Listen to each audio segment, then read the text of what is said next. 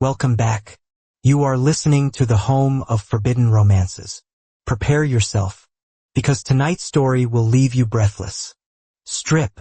The command cut through the heavy, scentless air of the penthouse office like a guillotine blade, freezing Julian in place as he clutched the velvet portfolio to his chest. He didn't blink, didn't breathe, didn't dare look away from the man sitting behind the obsidian desk. A man who wore the face of his dead lover, but possessed the eyes of a stranger. Dorian Sterling, the billionaire CEO of Sterling Heavy Industries, didn't look up from his documents as he swirled a glass of amber scotch, the ice clinking with a sound that echoed like a gunshot in the silent room. I do not repeat myself, Mr. Vane. You applied for the position of my personal shadow. You claimed you have nothing to hide. So show me. Strip away the facade, or get out of my building. It wasn't a sexual demand. It was a humiliation tactic, a power play designed to break the spirit of anyone foolish enough to seek employment in the devil's inner circle. Julian felt the blood drain from his face, his heart hammering a frantic rhythm against his ribs. A rhythm that this man, this cruel, icy titan of industry, used to fall asleep listening to. He doesn't remember, Julian reminded himself, the thought a jagged shard of glass in his throat. He doesn't know that 3 years ago, he was Dante, the struggling painter who swore he'd love me until the stars burned out. With trembling fingers, Julian set the portfolio down. He began to undo the buttons of his cheap, thrift store shirt. His eyes locked on Dorian's face, searching for a flicker of recognition, a spark of the warmth that used to reside there. There was nothing, only the cold, analytical gaze of a predator watching a wounded bird. The journey to this suffocating moment had been paved with ashes. 3 years ago, Julian Vane and Dante Rossi had been nobodies. 2 young men scraping by in a drafty loft in the artistic district, living off cheap wine, stale bread, and an all-consuming, fiery passion. They were soulmates in every sense of the word, their existence woven together so tightly that Julian couldn't tell where his soul ended and Dante's began. Then came the fire, the chaotic, roaring inferno at the gallery opening that was supposed to launch Dante's career. Julian had woken up in a hospital bed 3 weeks later, covered in burns and bandages, only to be told that Dante Rossi was dead. His body had been identified by dental records. Julian had died that day too. He just kept walking around, a hollow shell, working dead-end jobs to pay off the medical debts, existing in a world that had lost its color.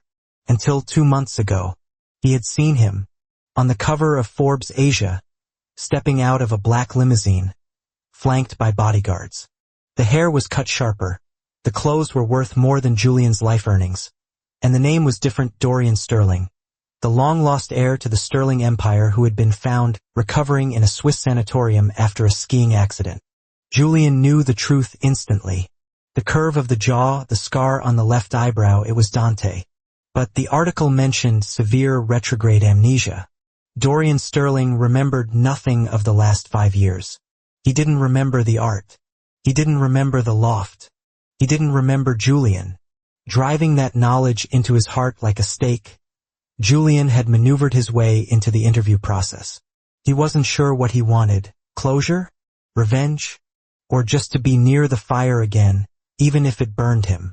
Now, standing half-exposed in the freezing air of the penthouse, Julian let the shirt slide off his shoulders. His skin was pale, marred by the faint, silvery web of burned scars on his left side, the side that had been closest to the explosion when he tried to shield Dante.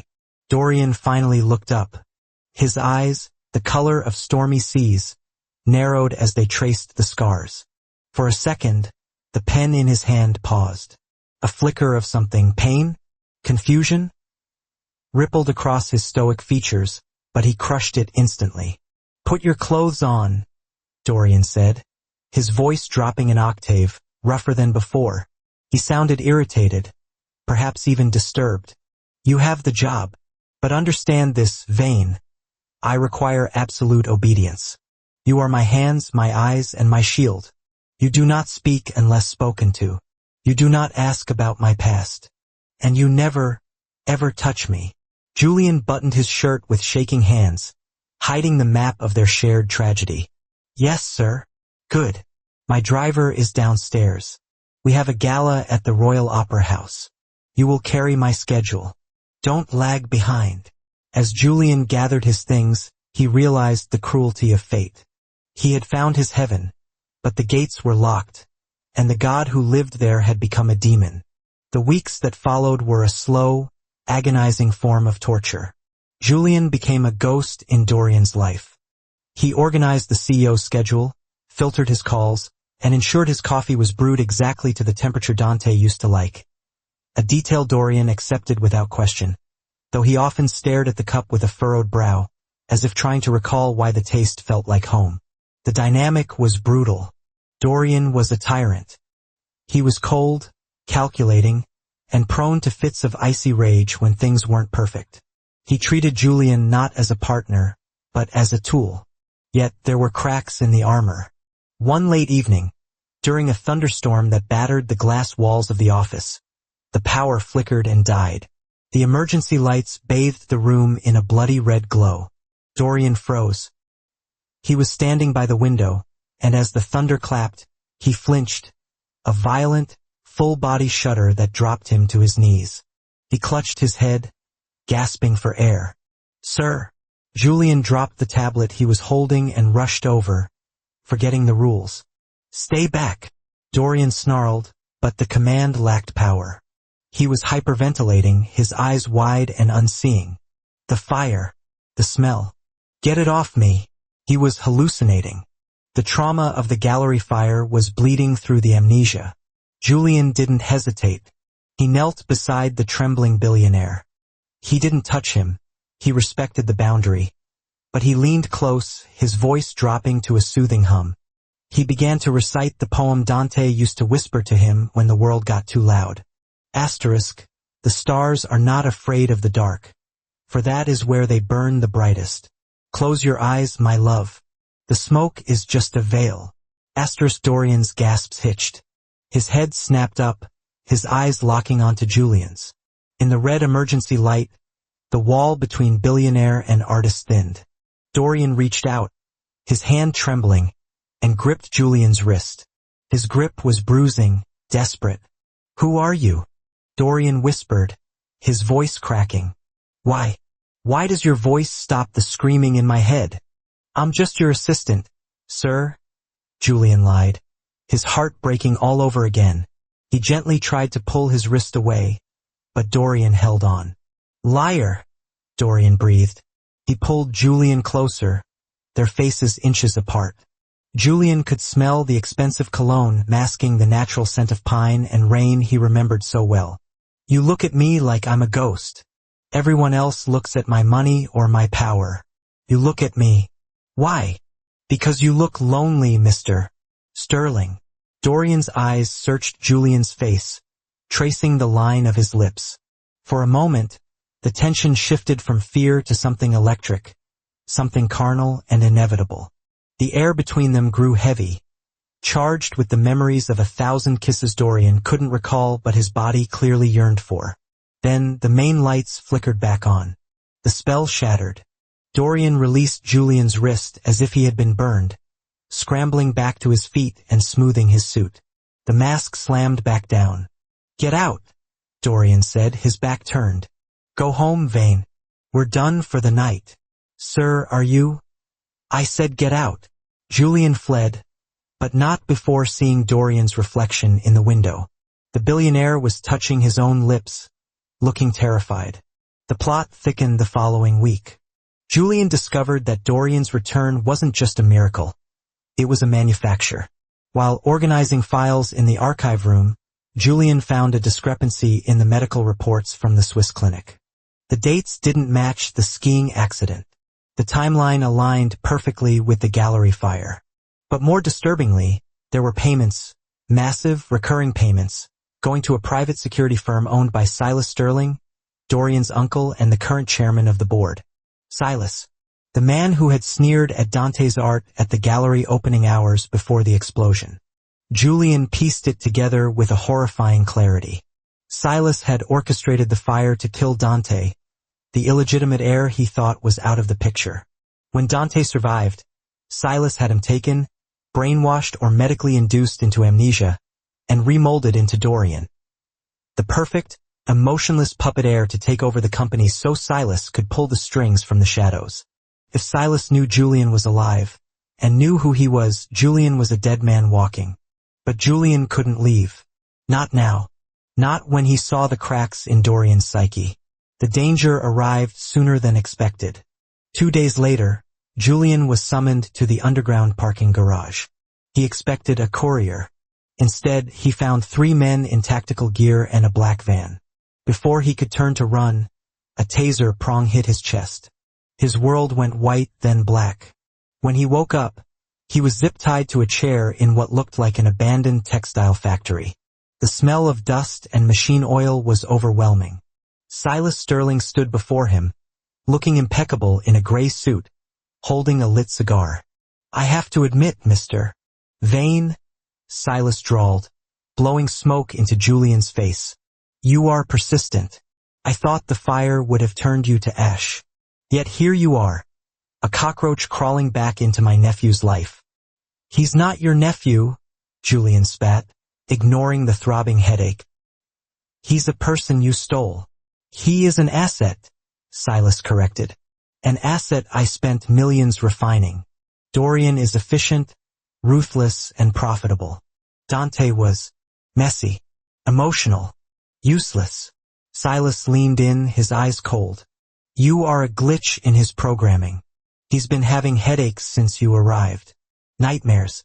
You are triggering the old software. I can't have that." Silas nodded to one of the thugs. The man stepped forward, brandishing a heavy steel pipe. "Make it look like a mugging gone wrong," Silas ordered, turning to leave. "Dump the body in the river." Julian struggled against the ties, panic rising in his throat. This was it. He was going to die alone, and Dante would never know. Crash. The heavy metal doors of the factory flew open, screeching against the concrete floor. Silas spun around. Silhouette against the headlights of a sleek sports car stood Dorian. He wasn't wearing his suit jacket. His sleeves were rolled up, and in his hand, he held a silver-plated pistol. He looked like a vengeful god. "Dorian," Silas stammered, his composure cracking. "What are you doing here? I told you to stay at the—" "You told me a lot of things, Uncle," Dorian interrupted. His voice was terrifyingly calm, but underneath it, there was a vibration of pure, unadulterated rage. "You told me my headaches were side effects of the altitude. You told me I had no family. You told me." Dorian stepped into the light. His eyes weren't looking at Silas.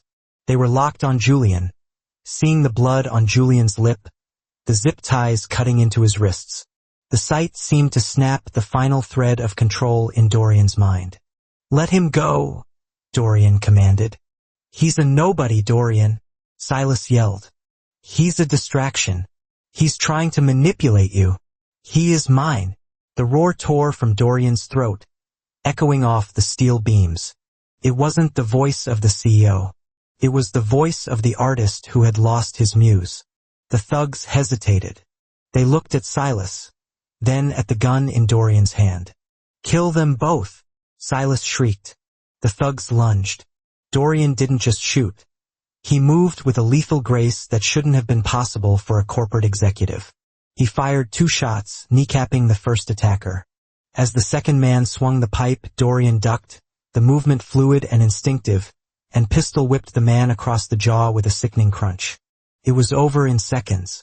The attackers groaned on the floor. Silas backed away, his face ashen. Dorian didn't pursue his uncle yet. He rushed to Julian, holstering the gun and pulling a switchblade from his pocket to slash the zip ties. "Julian," Dorian gasped, his hands hovering over Julian's bruised face. "Are you hurt? Tell me where it hurts." "I'm fine," Julian whispered, stunned. How did you find me?" "I put a tracker in your phone the day I hired you," Dorian admitted, his eyes frantic. "I told myself it was for security, but I think I just couldn't bear the thought of losing you. I didn't know why until today." Dorian grabbed Julian's face between his hands. The contact was electric. When I saw the empty desk, when I saw you were gone, it felt like burning, Dorian said, tears welling in his eyes. And I remembered. Not everything. Still a mess of broken glass in my head. But I remembered the fire. I remembered the pain. And I remembered you screaming my name. Dante, Julian sobbed, finally letting the name slip. Is that who I am? Dorian asked, his thumb wiping away a tear on Julian's cheek. Dante, it's who you were. Who you are. Is up to you. Dorian looked over his shoulder at Silas, who was trying to sneak toward the exit. The cold, ruthless mask of the CEO slid back into place, but this time, it was tempered by the fiery passion of the artist. Stay here, Dorian said softly to Julian. I need to tender my resignation to the chairman. The legal fallout was swift. With the glitch in his memory unlocking more files in his brain, Dorian, now embracing both his identities, knew exactly where Silas hid the bodies, literally and financially. By morning, Silas Sterling was in federal custody for fraud, embezzlement, and attempted murder. 6 months later, the penthouse office had changed. The sterile, scentless air was gone, replaced by the smell of oil paint, turpentine, and fresh coffee. Several easels stood near the floor-to-ceiling windows, overlooking the city skyline. Julian sat on the plush leather sofa, reviewing the financials for the new charity foundation they had started for burn victims. Stop moving, a voice grumbled from behind the easel. Julian smiled, looking up. Dorian stood there, a smudge of blue paint on his cheek, wearing a dress shirt with the sleeves rolled up and paint-splattered jeans. He looked like the perfect synthesis of the two men he had been, powerful yet creative, commanding yet loving. I'm working, Dante, Julian teased. He still used the old name in private. And I'm trying to capture the light on your hair, Dorian countered. He stepped out from behind the canvas, walking over to Julian. He didn't ask for permission this time. He pulled Julian up from the sofa, his movements possessive and sure. The board is waiting for the quarterly projections, Julian reminded him, though his arms were already winding around Dorian's neck. Let them wait, Dorian murmured, pressing his forehead against Julian's. I spent 3 years forgetting you. I plan to spend the rest of my life making up for every second I lost. You're still arrogant, Julian laughed softly. I'm a millionaire, Dorian smirked, the corner of his mouth tilting up in that dangerous, devastating way. I can afford to be. He kissed Julian then. A deep, searing kiss that tasted of second chances and a love that had walked through fire and come out gold. It wasn't gentle. It was acclaiming. It was a promise that no matter who tried to tear them apart, no matter what memories were stolen, their souls were magnetic. As they pulled apart, breathless, Dorian rested his hand over Julian's heart. You are my past, Dorian whispered, and you are my future. Don't you ever hide from me again. I won't, Julian promised. I'm right here, and that is how the artist reclaimed his soul, and how the shadow stepped into the light. If you enjoyed seeing Dorian tear down his own empire to save the man he loves, destroy that like button, and tell me in the comments, would you have told him the truth from day one, even if it meant risking his life? I'll be reading your answers. Subscribe for the next chapter. Until then,